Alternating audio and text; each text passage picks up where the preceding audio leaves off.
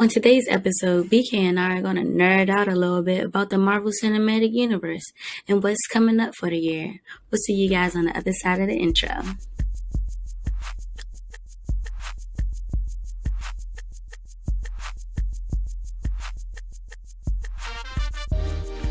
Yo, Space Gang, welcome to the BK Space Show where society meets pop culture.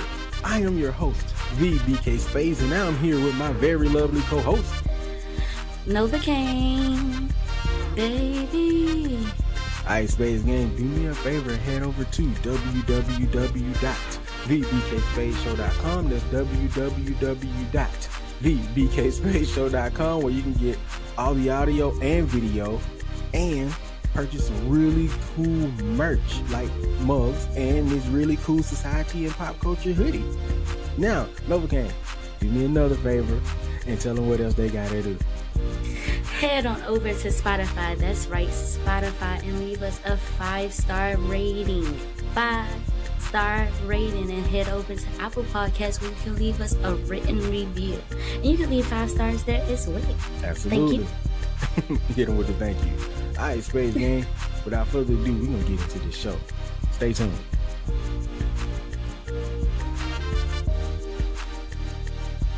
Alright, Space Gang, as you heard, we're going to be talking about all things MCU. We're gonna jump into some of the philosophy of the MCU, some of the things we loved about the recent movies, because everybody went to go see Spider-Man in December. A lot of us just watched the Eternals when it dropped like a week ago. Disney Plus. So on Disney Plus. And a lot of us, we go to the movies and we watch the MCU movies, the Marvel Cinematic Universe, for the action. But a lot of times we miss a lot of the intricate stuff that happens where, a lot of the philosophy that's being raised, whether it's anti-government or how much control maybe a god has over his subjects. I guess that would be the best way to say it. So we're going to dig into some of our favorite moments from the recent MCU movies and some of that other stuff too. So we're going to kick this off talking about Spider-Man. Yeah, we're going to talk about Spider-Man first. Yes, I was expecting you to say Spider-Man. I was like, please be Spider-Man first. Please be Spider-Man. Please. Oh, okay. First of all. Go ahead. You go. I'll give you the floor. No, you go ahead because I'm just excited right now. I'm just so excited you picked Spider-Man. So what you was about to say first, and then we go from there. It was a dope-ass movie. I definitely enjoyed it. It's the better of the three, and it definitely solidifies Spider-Man as being the heart of the MCU, despite not being the movie rights not being owned by Marvel itself, but Sony. But Spider-Man is definitely the heart of the MCU, and if we lose him, it is going to be really shitty. Because in my opinion, he's the only true hero that's left in the MCU.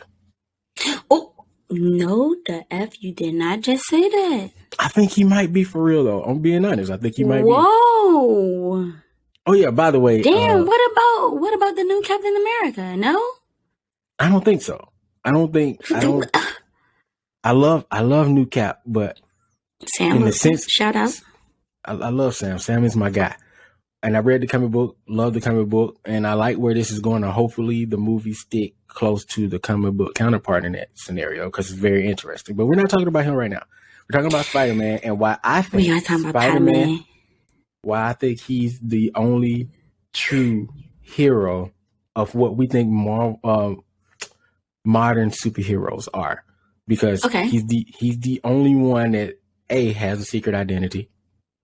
In the Marvel, I'm thinking, he's the only one with a secret identity. Other than because who is Peter Parker? Who is this guy? I don't even know who Peter Parker is. Well, I mean, shout out to everybody that's been running with the joke, y'all. It's really been good. Sports.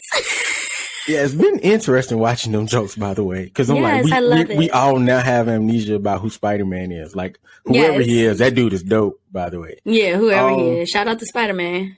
He's the only one that's going through true internal situations about who he is, where he belongs in the world, how he interacts with other people, He literally sees the good in everybody to a fault. And the rest of the Marvel heroes be like, this dude did a bad thing. We got to take him out. That's it. That's the end of it. But he literally tries to see the good in everyone, especially when, man, listen, when I was watching the movie and, here's the part where we hit you with the spoiler alert. So, if you saw the poster, it says spoiler alert in big red letters. So, just so you know. So this whole movie, this is a movie. This whole episode is going to be filled with spoilers, listeners. So, there's that. But from this point on, you back away now. This is your one chance. Back away. You might want to come back on the next topic when we're in about 20 minutes from now or something, 30, maybe even 30 at the end of the outro. Just come back next week. Just go watch Spider-Man and Eternals and then come back. And we'll come wait back, on you. Right. We'll be here. Wait. We'll be here. We will be here. When Peter Parker won, when he wanted to see the good in even Norman Osborn, I was like, what the F is going on here? The most ruthless villain he has. Like, what was he thinking? Okay, well, he didn't know. I'm sorry. He didn't know that Green Goblin was literally like the Joker for Spider-Man because he's never faced Green Goblin. So he gets a pass for that. True. But I just felt so bad for him. Because he didn't know. But baby, shout out to that spider tingle. I mean, that Peter tingle. Yeah, that is the worst. You can't say. They can't say Spidey sense. Why come they can't? You mean like the MCU as a whole? Yeah, they can't. MCU can't say Spidey sense. Isn't that word owned by Sony? That term owned by Sony? I mean, technically, no. No? I mean, it's owned by Marvel. I don't know if they actually copyrighted Spider Sense, but there are certain names and things that they can't use, like Doctor Strange is in this movie. In his upcoming movie, Shima Gorath, the big tentacle monster that you seen in the trailer, his name is Shuma Gorath, but that is something that's been copyrighted and it's an actual name. Somebody coined that term way before Marvel got into it. He is based on that monster. I can't remember where it came from, but they can't use his name because that name belongs to someone else. Not in the MCU. Not in the MCU. Okay. Yeah, but I think like comic book lore and stuff, they can do whatever they want. Well, I need them to hurry up and call it the Spidey sense because this Peter tingle is taking me out.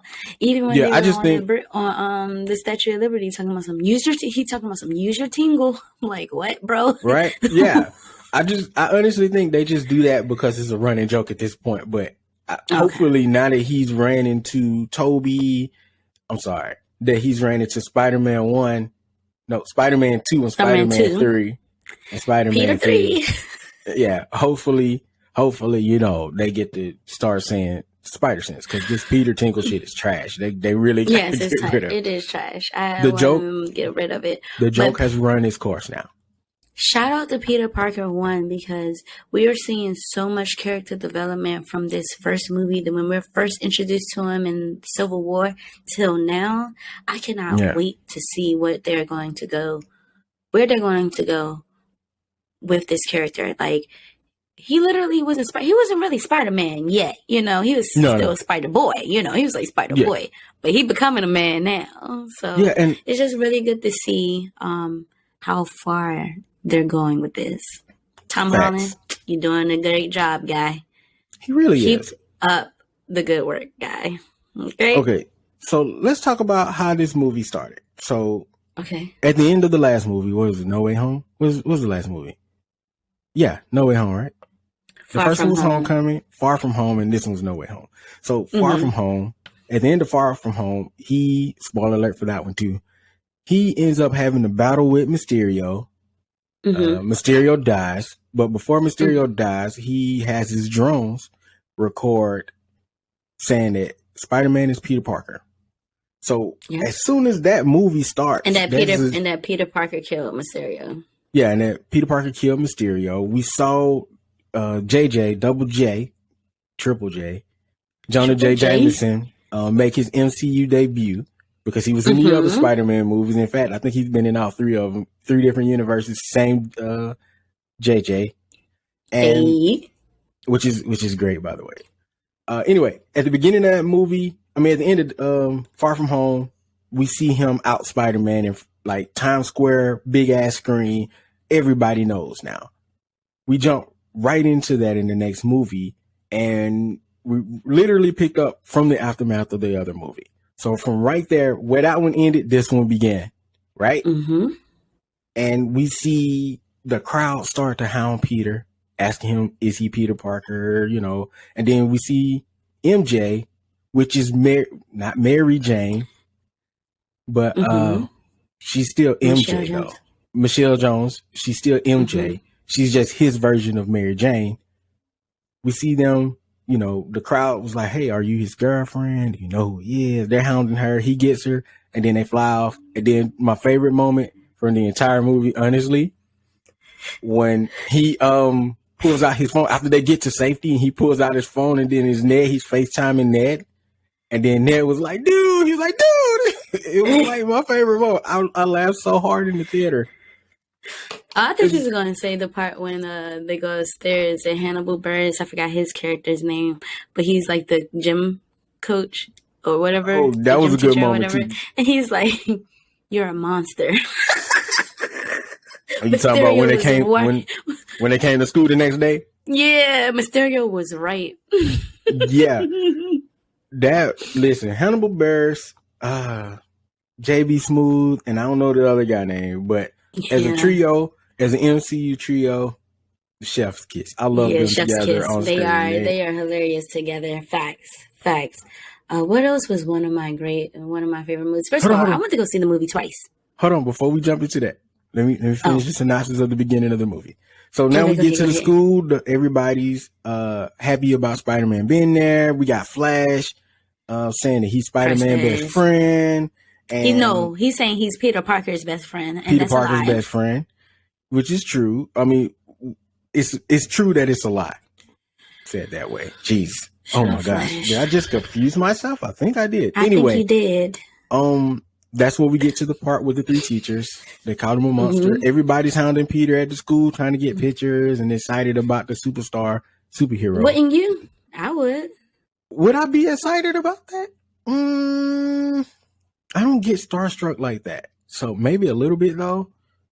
If I was inside of the high school, not you now, but high school, wouldn't you be trying to get a little picture from the side at least? I would have been hitting him the same way I hit him with Drew, how I hit Drew McIntyre. I had the camera ready. I was like, yeah, we out here. Okay, Spider-Man. But you know what, though? I'm just like that. I don't think I would, because I was always the dude that's like, I was already cool with everybody to a sense. Like, I may not have been best friends, but I'm just like, yo, what's up? So I probably would have already met Peter at some point and was like, yo, that's Peter. He's a cool cat. We talked a couple of times. So I wouldn't be like starstruck. Would I talk about it though? Yes. So then you would have posted a selfie on Instagram and hit us with I knew you was Spider-Man this whole time. Yeah, that probably would have been me though. I kept your secret this entire time, but yeah, absolutely. Now that would have been me. I'm like, yo, I knew. Why y'all didn't know? Why didn't y'all know? How couldn't you tell? Like, and then I'd be like, just like him. Yeah, then I'd be like, hey, y'all remember that time we was on that trip? And then he just disappeared, bro. Remember what I said? I was there were a lot of ways they could have known that Peter Parker was the daggone Spider-Man for real. Like, yo, when he was in DC, and we was like, DC was Homecoming was the number one. Yeah, I was like, well, we was back in DC. I saw him go away, and then Spider-Man showed up. And then, so don't nobody think it's weird that Night Monkey literally has the same powers as Spider-Man, and we're all up here in Italy together on a trip, and Spider-Man just happens to show up. Yeah, and he just happens to show up. I'm like, no, it's definitely Peter. He disappeared. He was not at that concert. It's Peter. It's definitely Peter. Finish your synopsis right quick. At the beginning. In the beginning. As always, in the beginning. That was Spider-Man. Anyway, sorry. What is your favorite moment from the beginning of the movie? Oh man. Okay, so that's what I was saying. So I've seen the movie twice. So the first time we went to go see it, of course, it's opening weekend. You get that excited crowd, people going crazy in the theater, Mm-hmm. Matt Murdock intro probably was one of my favorites. The way he came into the scene, huh? Did your theater like erupt when they seen Daredevil though? Yeah, they did. Cool. As soon as that cane said, they was like, oh. people was like, whoa. You heard people talking, so whoa. And then when they finally, pan in and you see him, so yes, it was a very good treat. When he caught the brick, lost it. That was cool. Peter was like, what? He hit him with that excuse me bit, like, excuse me. So that was a really, really good treat. Let's see from the beginning. What else we got in the beginning? What's the beginning? Like the first, 30, 45 minutes? Yeah, I think of the movie was just basic. No, that was, then we had the middle, which, that's still at the beginning. That's not the middle. That's still at the beginning. Well, it's still at the beginning where he went to go talk to Doctor Strange first, right? And then he was asking Doctor Strange to make everybody forget that Peter Parker is Spider-Man. Oh, yeah. That was a pretty cool part right there as well. Wong was there. Because, Wong was there. Wong is about to have the most Marvel appearances ever, isn't he? He's like everywhere, isn't he? At this Wong point is basically the new Stan Lee at this point. At this point, he's going to be in every movie. He's going to be he just be there. But I mean, it makes sense for him to be there if Doctor Strange is there. He's the new Supreme. What is it called? Sorcerer Supreme. Sorcerer Supreme. What did I just say? Supreme Ream. He's the new Taco Supreme. He's the new Taco Supreme, right? He's the new Sorcerer Supreme. So that makes sense for him to be there. And then, I always love their interactions and their banter between Doctor Strange and Wong. So that's always fun. Yeah, wasn't it it was some prophecy that was saying that Wanda was going to be stronger than Sorcerer Supreme or something like that. It was something dealing with the Sorcerer Supreme. And then we were like, how is that possible when Doctor Strange is the Sorcerer Supreme? And then we found out in Spider-Man that he's not the Sorcerer Supreme. It's literally Wong. So now it makes sense that she will be stronger than him. But anyway, I'm sorry, my bad. Continue. It makes sense. See, you got to think deeper in the Marvel universe, man. It's like man. And they putting it all out there too for us to feel this way because there's so many things that's connecting. It's insane. It's insane. It is insane. It's and we're worse than it was in the first phase, right? Like this. Listen, phase 4 they're killing it. They are killing it right now with phase 4. For real. I didn't know what to expect after Endgame. We had our crying moments and all this sadness, but I also was left with what's next. But I don't know what I expected, but they're going further than my expectations at the moment. They're going ham. Nobody's gonna match this. It's gonna be a long time before we see this level of crossover. This is literally comic book crossover. Exactly. They're making comic books and movies right now, and I'm enjoying that everybody else is enjoying this. So exactly. Even like people that don't really even get into Marvel that much, they're enjoying it. So that's how much I love this right now. But back to the movie. Sorry. Of course, when Peter Parker, they're going to mess up the spell. It looked like Doctor Strange wanted to see him with them hands for real, Yeah, because we didn't know just how serious and universe breaking. First of all, Doctor Strange was out here reckless with this spell in the beginning, but this whole time watching WandaVision and all the other little small pockets of information that's been running through, we've been thinking, oh, Doctor Strange about to fuck this up. Yeah. And the whole time, it was Peter. Peter became the new Barry Allen of the MCU. Like, if Barry Allen messed up the timeline in DC, Peter's messing it up in the Marvel universe right now. I'm just pointing out facts. Well, whoever that guy is, say no. Yeah, you're right. I'm sorry. Well, he already messed it up. I don't think he's going to have too many more detrimental moments where it's going to mess up like the universe. But right now, he fucked it up. He messed it up pretty bad. Like, it's really messed up. But because he kept changing the spell in the middle of Doctor Strange casting it. Right. And when he left, but it was funny because Doctor Strange hit him with so you didn't even try to call them and fight for your case. You came straight to me to do a spell. I didn't even think about that because I'm just watching the movie, you know. But I'm like, damn, Peter, you didn't think about doing that. You just went straight to your resources and took advantage of the fact that you can go to Doctor Strange because you guys saved the world. Like, right. So it was just crazy how he went there when he left. Well, I'm sorry, when he got kicked out, the Sanctum. Isn't that this is what's called the Sanctum? The Sanctum Sanctorum. Yeah, thank you. I know random of everything. I know random stuff. I know. I'm sorry. Thank you. It's okay. I don't know it all though, but I know some stuff. I'm a little smart. Thank you. You know what?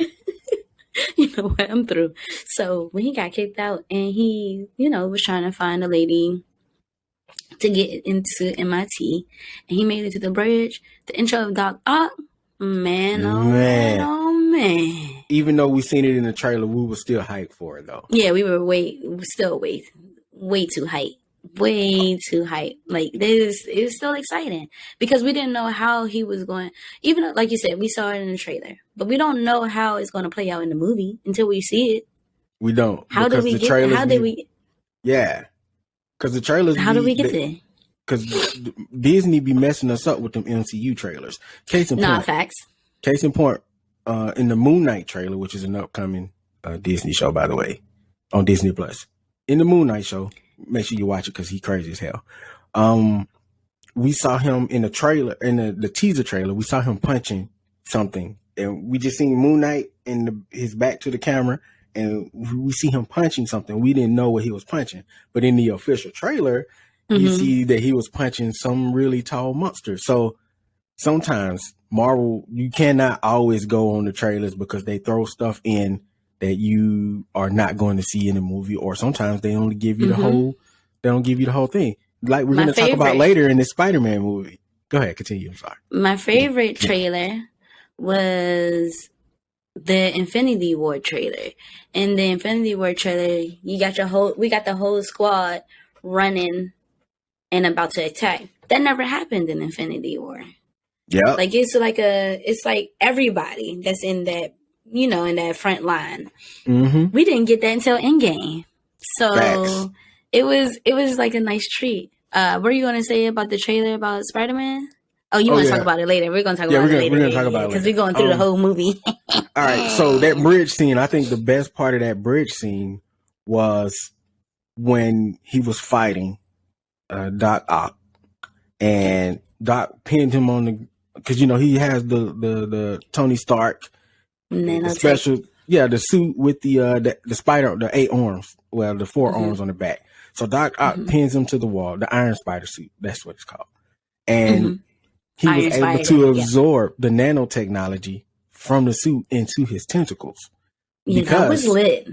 Because Dr. Octopus is a nanotech scientist as well. Like, he knows nanotechnology. So even though he didn't know he could do that, the arms knew he could do that, and they absorbed it, which was dope as hell. Those are little small things. To piggyback off of what you said, because even the lady pointed out I can't remember her name, but when he saved her and she was like, "You're a hero, Peter Parker."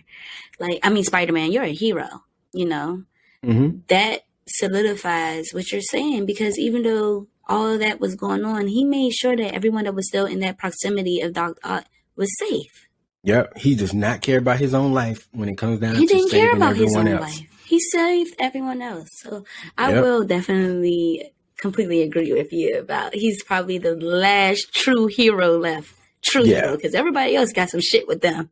Green Goblin shows up, and that's a whole nother issue for Spider-Man. So now we got 2 villains that Peter has no idea who they are, but they know Peter, and then they realize that Peter ain't the Peter that they know, which was like, yeah. I love how they introduced each villain as well. Like, I'm even gonna hold you when they introduced Lizard and he was talking, and then Ned goes, "Is that a dinosaur?" Yeah, I lost it. or the part when and that's a callback. That's a callback because in the Amazing Spider-Man film, that's what they were saying. Oh my gosh, it's a dinosaur in Manhattan or something. Yeah. Oh. Or when they caught Doc Ock and they brought him back to the Sanctum Sanctorum, and all like Peter, Ned, and MJ was literally laughing at the fact that Dr. Octopus's name was Otto Octavius, and they was like, really? Otto Octavius. It was like, really? That's a bit on the nose, like, for real. But that's, that goes back to the genius of Stan Lee a little bit, because he always liked those alliteration type of names, like your Peter Parker, your Otto Octavius. Those names where it's double the letters. So like double it up.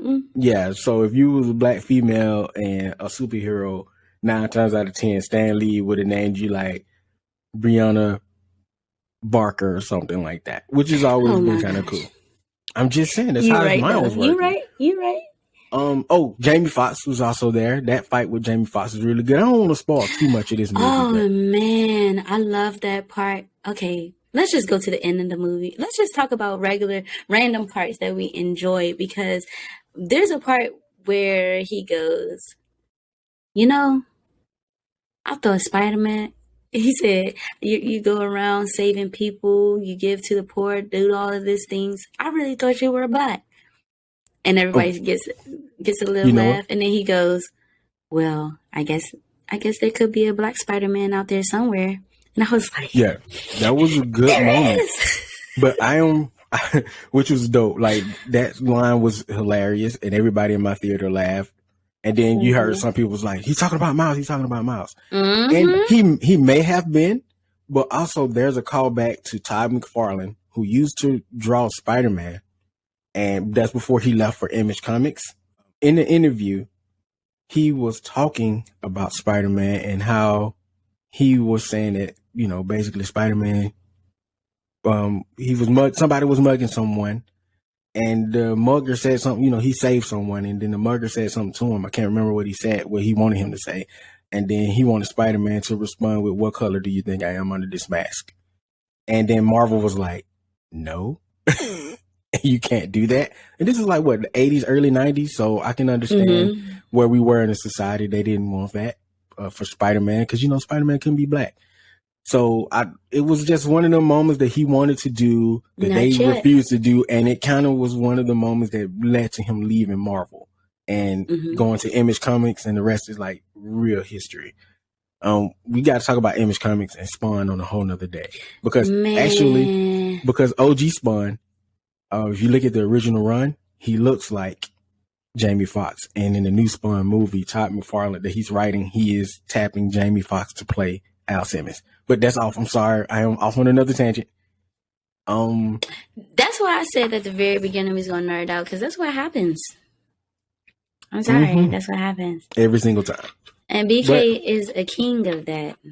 I am, man. And imagine I was going to ask JB to be on this show. We've been here for like 2 hours just going back. Nah, see, listen. We're going to have to save that for a part 2 of another occasion or something. Definitely. Invite some friends and have a nerd out session of just the entire MCU. Okay, but so Spider-Man, Amazeballs. It was good. I would go see it a third time if I had some time, but I have a lot of things that I have to handle right now. But Spider-Man was so good. So good.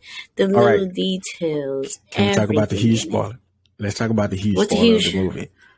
In the movie, we got Tobey Maguire and we got Andrew Garfield reprising their roles as their respective Spider-Man. Yes. That was the worst kept secret.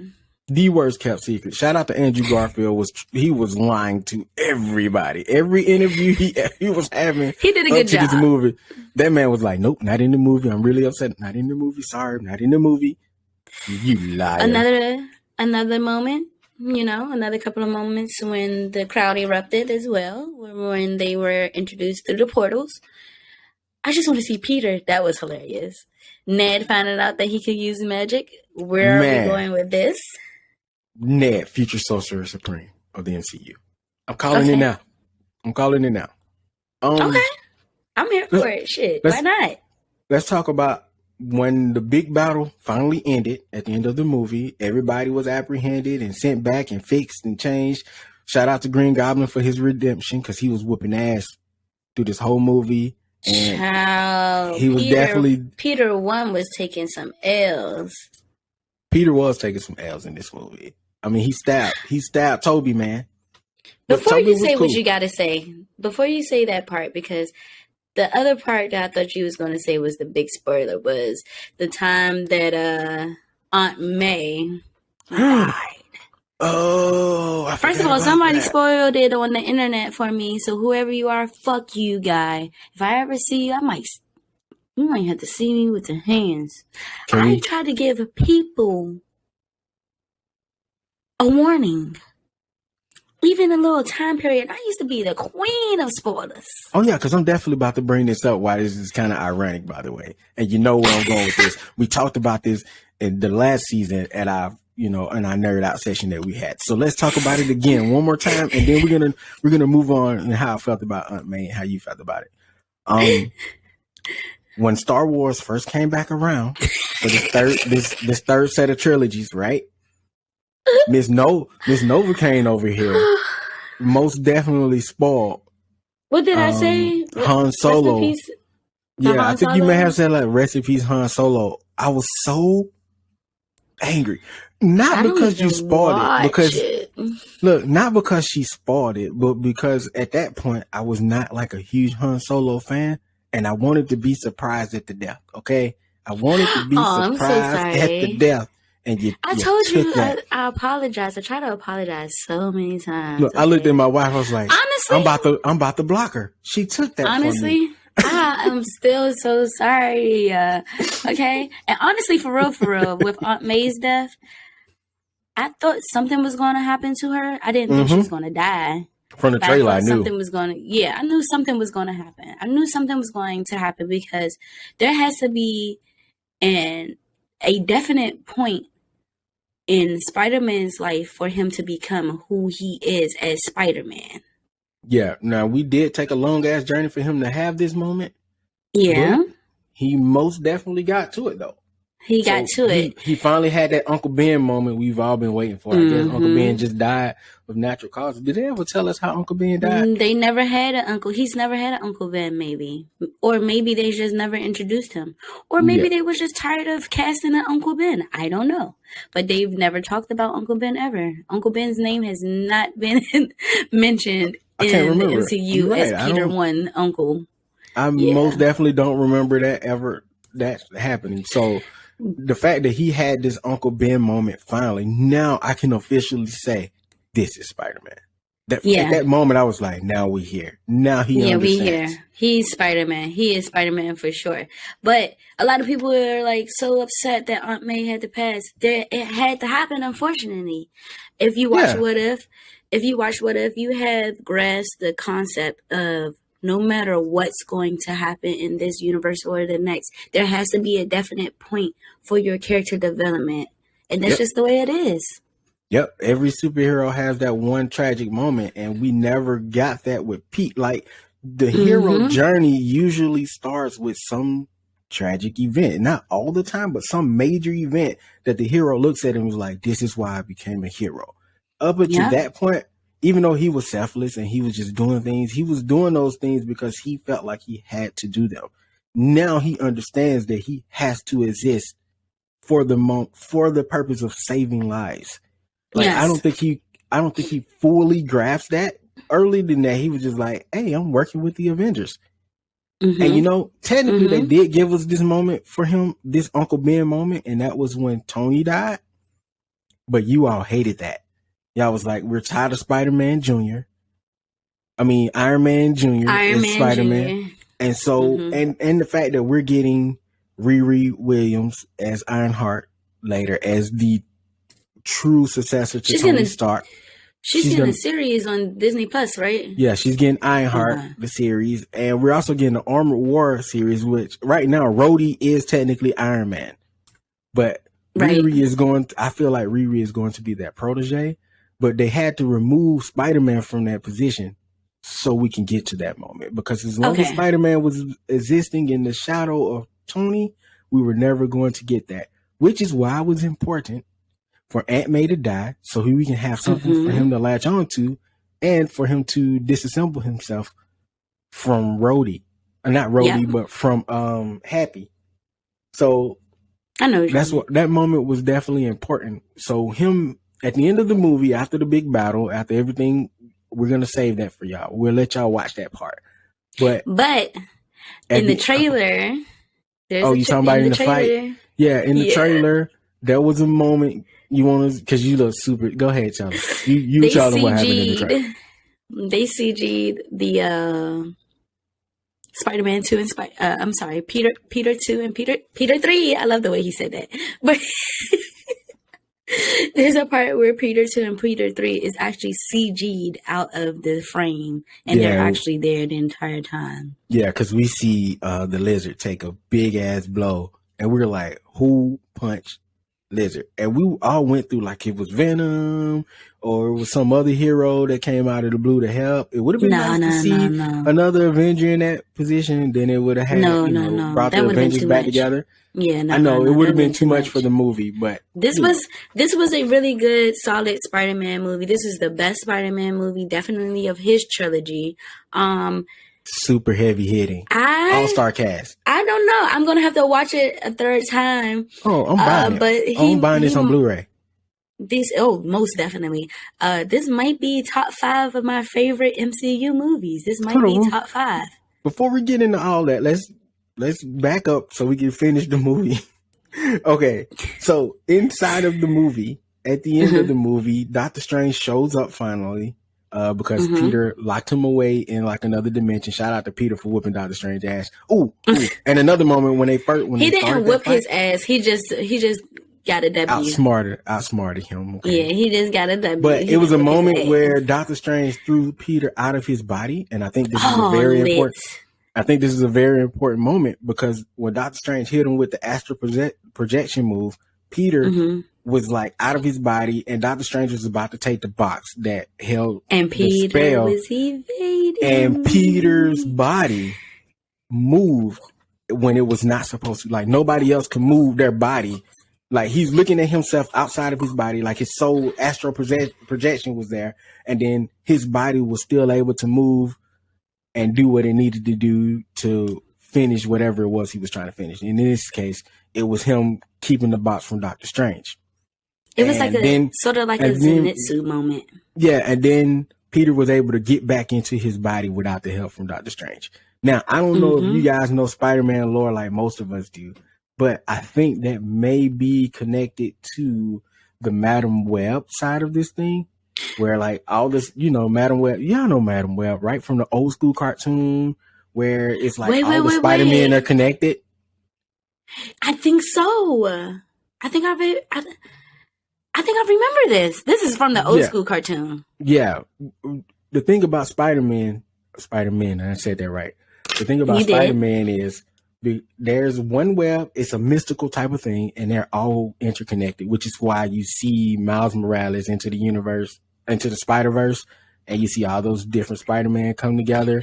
And why you see it this time is because there's one point where there's a lady in the middle of this, her name is Madam Web, and she technically connects all the Spider-Man together. So I think we might be leading to that point. I don't know. But anyway, love it. Let's go back to the end of the movie, love it. So we can move on to Spider-Man. It was such a solid. Hold on. Wait a minute. We still didn't finish. I'm about to finish. What? We're not going to talk about the battle. We can talk about the battle. We're leaving it for them. We're cutting the battle. But at the end of the battle, Doctor Strange comes back. And the world itself the universe itself is splitting into this access point. And did you he has see who was coming through? I think Craven was one of them. It looked like Felicia Harding was one of them. Rhino was one of them, and a whole bunch of other people. Yeah, so the multiverse is vast. It was about to split open. Doctor Strange does the spell, finally, without Peter interfering. Closes the gaps in the universe. Shumagorath may have already been coming through as well. But anyway, he closed the portal. We finished the trilogy out with everybody forgetting Peter is Spider-Man. And by proxy, everyone forgets that Peter exists, which is like the saddest moment in the trilogy as a whole. Even though we lost Aunt May. Aunt May dying was huge, but that moment knowing that MJ is right there just out of his reach, because he visits them at the end of the movie. And they don't know him, but we still see MJ with the necklace, the broken necklace from the second movie.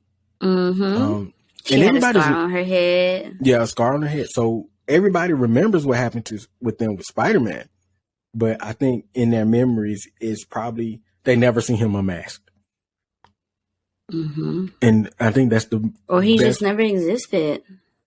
No, he had to exist. Peter Parker. Oh, no, Peter never existed because we saw him getting his GED. We saw him walking to the... that's so sad. He had to get his GED. This is Peter Parker, one of the smartest. Yeah, this is true. One of the smartest out there. This man had the result to get his GED. Could he get to MIT with his GED? He would have to take the SAT, huh? Yeah, I think we still follow the regular path of Spider-Man in college, but I think it's just going to take a while to get there. But this is good because now we probably get to see him meet Dr. Connors. This universe is Dr. Octavius.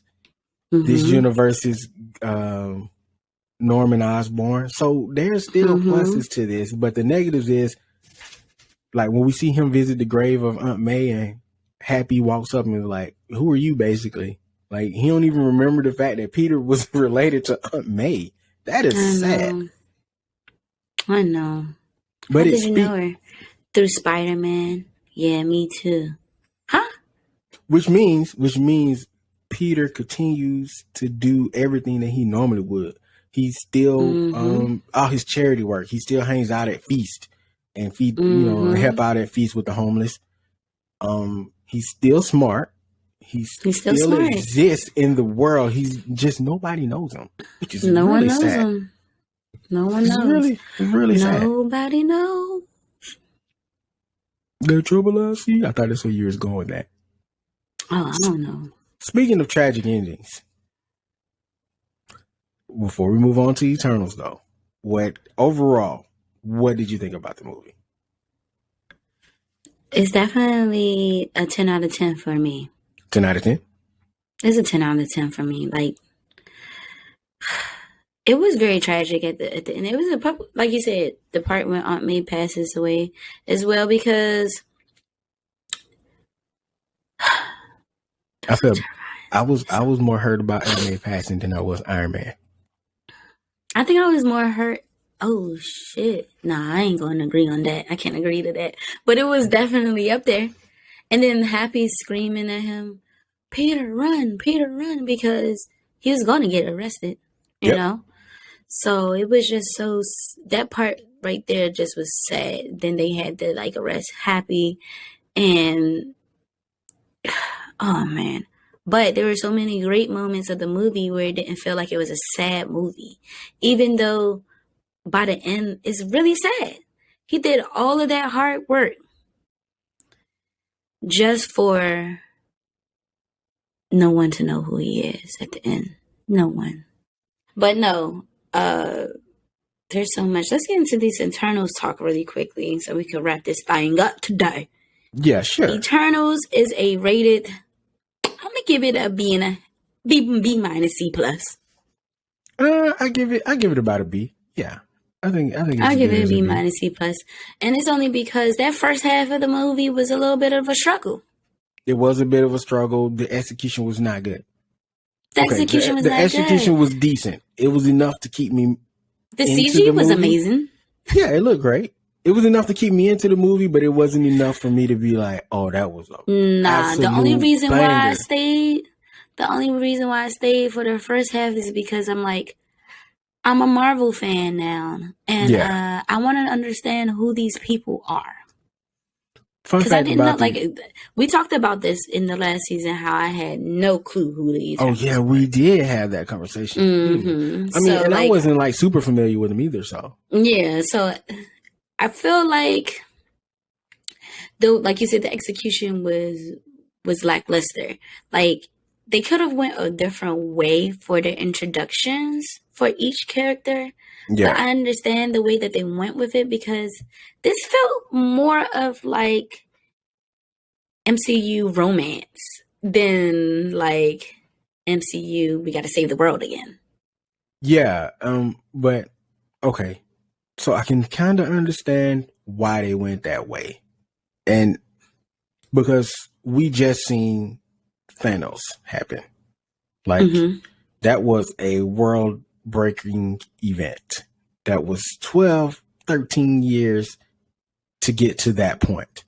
And now you coming in with a giant celestial, and we're supposed to get emotionally invested. Like if this was a TV show, and which Eternals would work better as a TV show. Should have been a It would Disney have Plus been show. way better as a TV show. Because And then with certain things that they just omitted, like, okay, I could understand them not stepping in for certain things, but they could have stepped in for Thanos.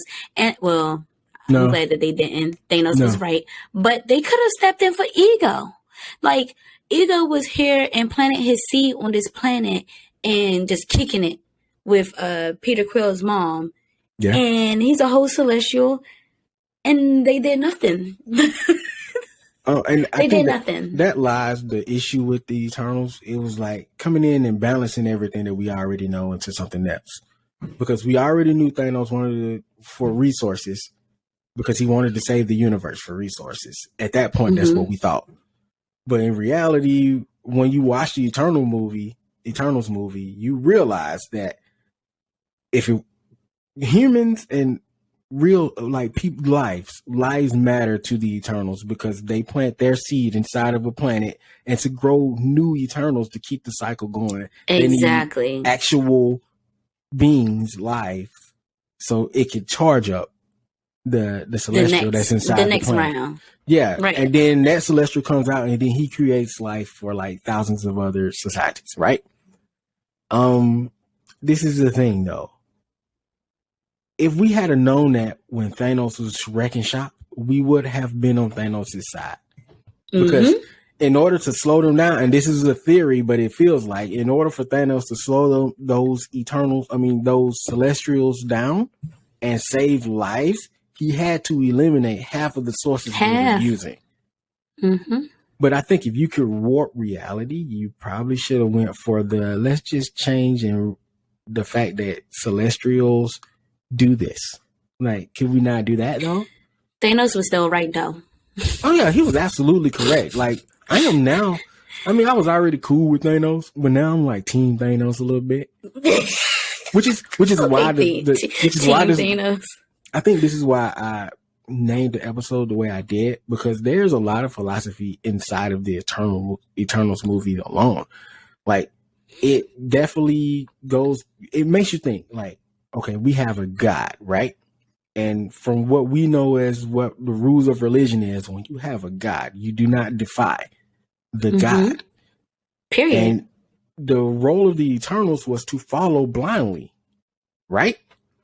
Until it wasn't anymore. Until they figured out that they've been on this planet so long that they've fallen in love with humans, and now they want to save the humans. And now they have to defy their God. But the cool thing about this struggle that they was having internally was, how do we do that but still respect the God that we serve? And I think that was the most interesting point, because we don't usually see that argument. It's either we kill God or we defy God. It's never a middle ground. Both? Yeah, so we literally had to kill a God but also respect the God that we've been following, which is Arishem, this whole time. And it brought up a whole lot of questions. Like, how do you do that? I think Thanos had the better argument. He didn't defy him. Not really. Well, he didn't try to kill him. He was just like, okay, if I removed half of these people that they give two dicks about, will they be as mad at me? I think that may have been his mindset. Like, I could do that and still stay into the hierarchy, because we also found out in the movie that he had the same role the other Eternals had on their planet, on their planet of Titan. So I'm just saying, I think watching the other Eternals, it makes you think like Thanos probably had that same mindset that they had. Let's not defy God, but at the same time, let's save these people that's on the civilization, because I love them to a degree. Could. Look at Marvel being deep. Deep as hell, right? Man. Like, this goes beyond the Civil War argument. Wow. Right? Way further. That Civil War is fucking child's play compared to this. Which is why I say that the Eternals is the most important MCU film. I said that on Twitter, by the way, and I stand by it. We need to know where it's going to go after this, because who is that? That was Hiroshima. No, Hiroshima was the one that was the big red emerging. One. Oh, no. Hiroshima was the big red one. Yes. Hiroshima, where did he take them? I think he took them to the World Forge. Where all of the other ones are? Yeah, but I don't think they know how to get there, which is why Star Fox shows up. Is it Star Fox? Yeah. Yeah, right? That's his name? Yes. Okay, because I'm thinking Nintendo game. There's a Star Every Fox time I see the name, I think about the Nintendo game too. So yes, it's Star Fox. So yeah, Star Fox is Thanos' brother. He shows up at the end and he goes to bring the other Eternals to show them how to get there. At least that's what he says at the end of the film before the film cuts. But we are ahead of ourselves. Let's back up to why we don't like the beginning of this movie. One thing I didn't like Eternals, the main reason why I didn't like the first within the first act was that sex scene. Like, I guess, and we talked about it, I guess they went with the sex scene just to test the waters. And if they had a way to test the waters, this was the first story. But like, it was just like, what are you doing, Disney Marvel? Yeah. It was a little bit out of place. Like, we didn't really need it. We did not need that. I was just like, huh? I was a little bit weirded out with the whole Sprite, like an Icarus thing. I enjoyed the flashbacks that they did, but I felt like that they should have limited them. I felt like it was too many for certain characters. Like, what was Icarus? The one that Icarus was in love with. What's her name? Cersei. Cersei? Listen, there were way too many like callbacks for her. I was tired of it. It was way too many. I was completely over it. Okay, like, Cersei, yeah, you cool and all, but like, you don't even have all your powers. You're not even using all your powers right now. Like chill out, Slim. Okay, so let's catch everybody else up, because we're ahead of ourselves. Okay, so in the Eternals movie, you have, what is it, like 10 of them, I believe? It is 1, 2, 3, 4, 5, 6, 7, 8, 9. 9 of them. And 10. 10. It's 10. So you have, what was the leader name? What is her name? Icarus? Oh, no. Ajax. No, Ajax. Like, in the comic book, her name was Ajax, and it was a guy. So from that moment right there, you know that Marvel is about to play the hell out of this history, because nobody knows the Eternals. Thanos is an Eternal. So we all know that. Who has like a deviant disease, which is why he is purple. Star Fox is his brother. He looks like all the other Eternals. So in our story, though, where we're focusing on our 9, out of 10, they always send 10 to every planet, led by somebody, which in this case, it was Ajax. Ajax ends up dying, and it brings all the Eternals together. Now, your argument was back together because for thousands of years, they thought they were sent to Earth to remove the deviants, right, from Earth by Arishun, which is the god, the celestial god. They do that job, and then they just kind of left on Earth to do something else, and they don't know what it is. So they're there for thousands of years. They overseen like literally everything. Phasmos, wasn't it? Was it Phasmos? Fastos overseeing all the technology. Sprite was responsible for basically making all of the stories and stuff surrounding them. Icarus did something. What then did you got Thena. Thena was there. She's the strongest of the, or she's the best warrior. Icarus is the strongest. Then Thena is the best warrior. Kingo. I don't even know what he was there for. Was he there for comic relief? Yeah, I think his story is very interesting, but I don't know why he was on Earth though. We didn't have like much of a backstory of him. No, then we didn't. Also Druig and Makari. I feel like we should have had way more of a backstory of them because they had a better love story to me. They did, and it was also felt like it was out of nowhere as well. Yeah. Then there's Gilgamesh. He was like the protector. He was the protector, and he is known as one of the greatest warriors on Earth in like actual history or something like that. So I like Gilgamesh. We should have had more of a. It was so much there that they could have done, but they didn't do. Like I know you mentioned not liking Icarus. I mean not Icarus, but Sprite being in love with Icarus. Yeah, so weird. It is weird, but in the context, she is thousands of years old. She just looks like a kid. She was also a boy, and in the comic book, she inspired. She was a boy. Yes, in the comic book, she inspired Peter Pan. The story of Peter Pan, by the way, in the Marvel universe. I can see that. She looked like Peter Pan in Eternals. She does. This is why I think it was a more important story there that they didn't tell. Well, more interesting, not important. It was interesting on the simple fact that we could have had a whole conversation about age versus what a person looks like. Because on this earth, we have people that are grown that look like children that struggle with this all the time. Like it's rare to see, but it happens. It's a legit thing.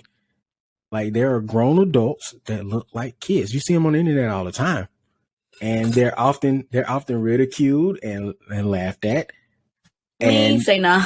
And they look weird. And they look weird to most people. Well, I don't say they look weird. It just looks weird because they look like children. And it look weird if they were standing next to a grown person. Then there's a whole nother thing. So I feel like it was an interesting story that Marvel could not tell. And they should have cut it. They just should have cut that detail all together. Because you was not going to be able to actually tell that story.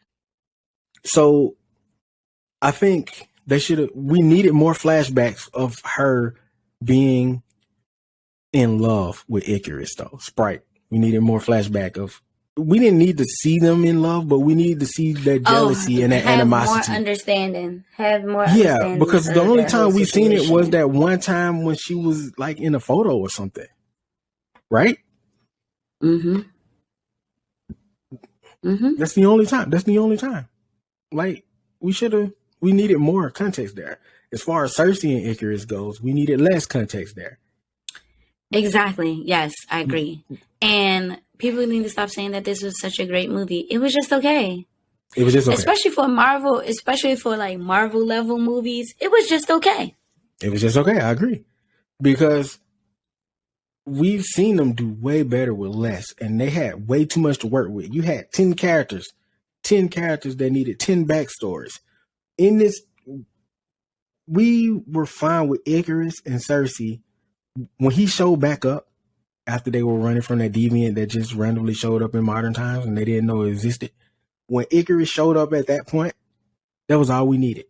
Because you could tell that they were in love, that they had a history. You could have just told us that on screen and we would have been fine. The only flashbacks of Cersei we needed was her falling in love with the human experience and the humans that was there.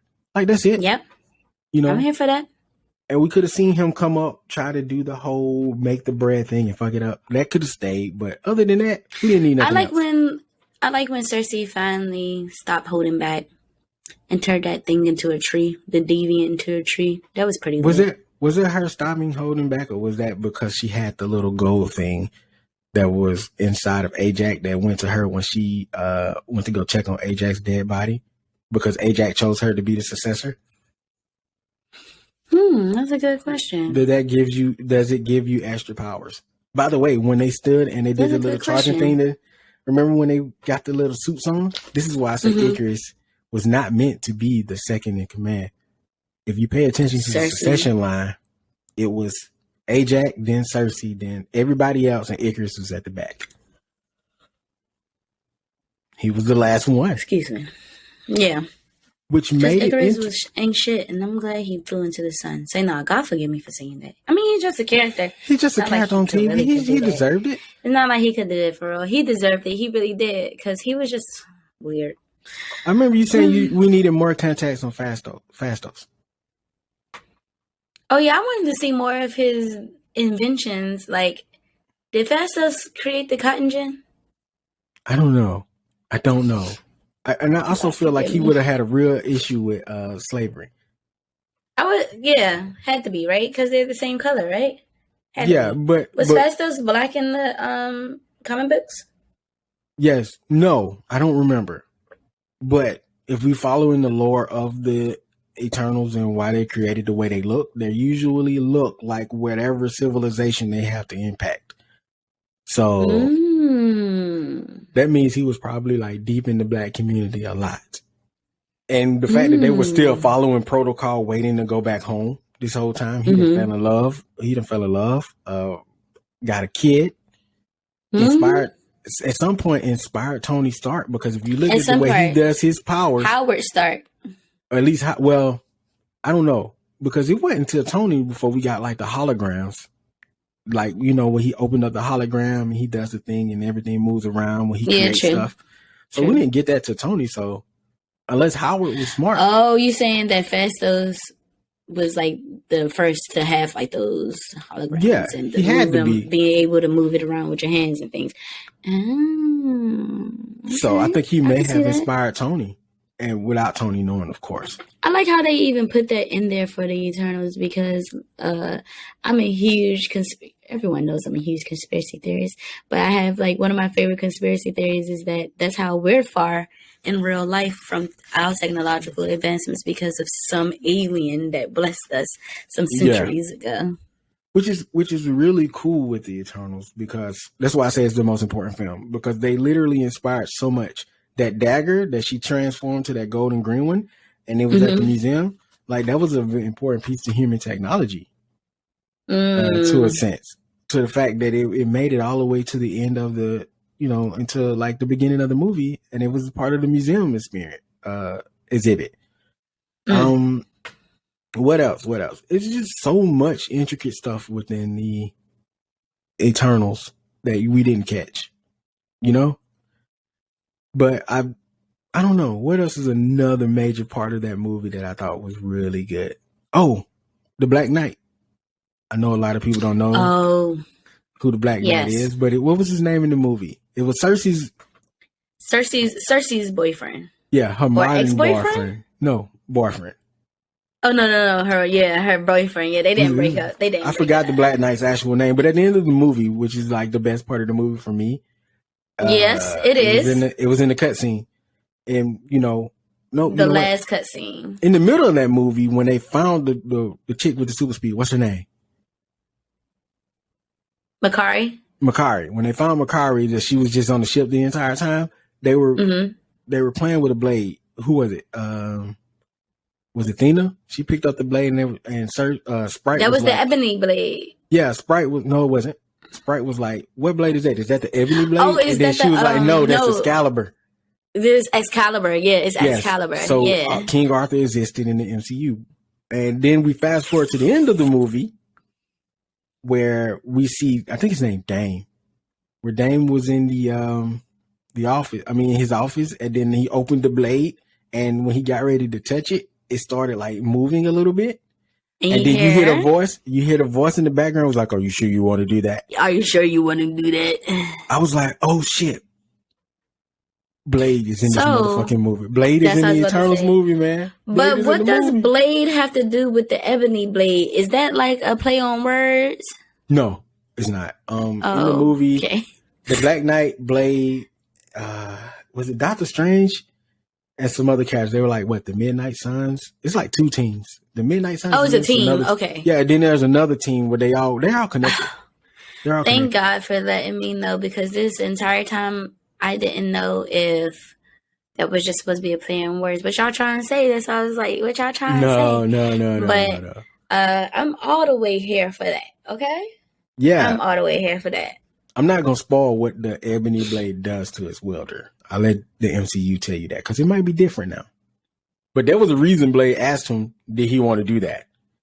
Because Blade is also a weapons expert. No, don't say it. Don't say it.